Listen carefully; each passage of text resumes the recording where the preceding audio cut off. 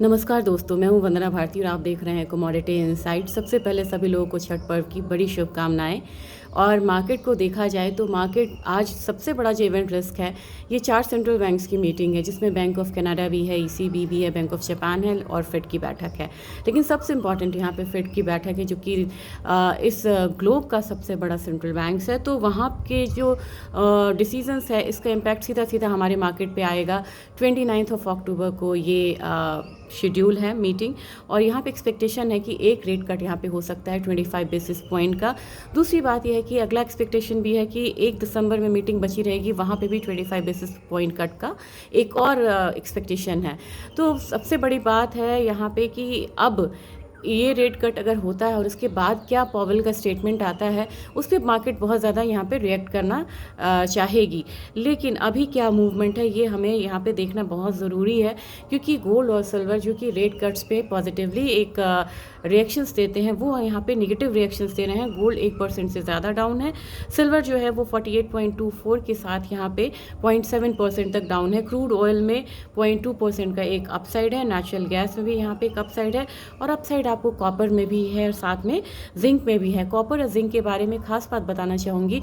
Zinc में भी यहाँ पे जैसे सप्लाई साइड स्क्वीज़ आपको गोल्ड में मिला, सिल्वर में मिला, सेम चीज़ यहाँ पे जिंक में भी आपको देखने को मिल रहा है। और यहाँ पे प्राइसेस जो है वो थोड़ा सा हायर साइड रहेगा, लेकिन सिल्वर के तर्ज पे ही यहाँ पे हल्का सा जब गिरावट आएगी तो वो तेज़ गिरावट आ सकती है, बहुत ज़्यादा नहीं लेकिन तेज़ गिरावट यहाँ पे आ सकती है।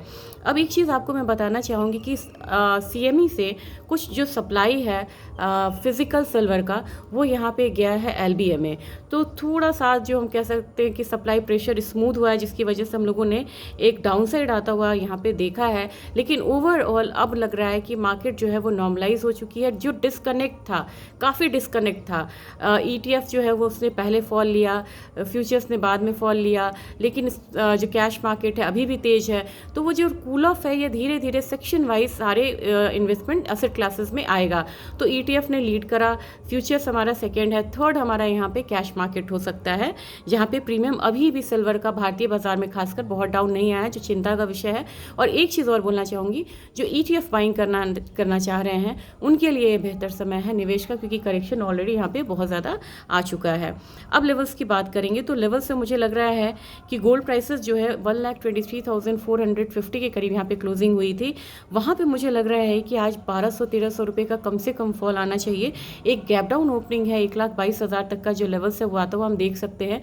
लेकिन इस करेक्शन में मुझे लग रहा है कि ये बाइंग से पहले करेक्शन का एक फेज बन रहा है, और फिर से बाइंग जो है वो यहाँ पे आ सकती है।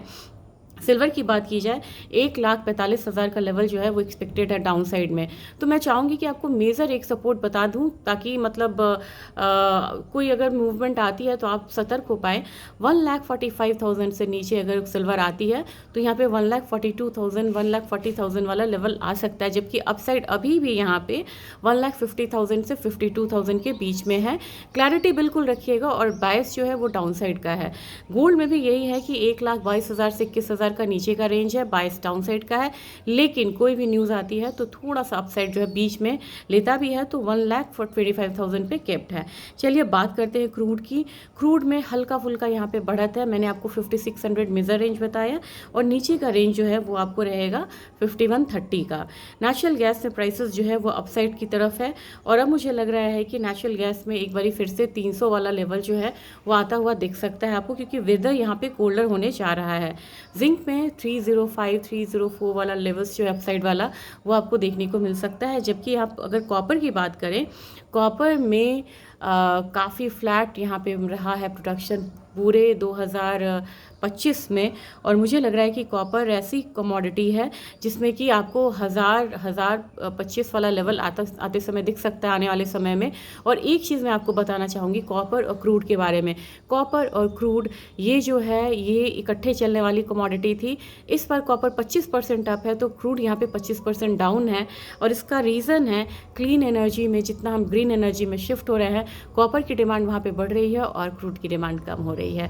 तो जो दो कमोडिटी पहले हुआ करती थी साथ में चलने वाली, वो अलग अलग डिकपल होके चल रही है।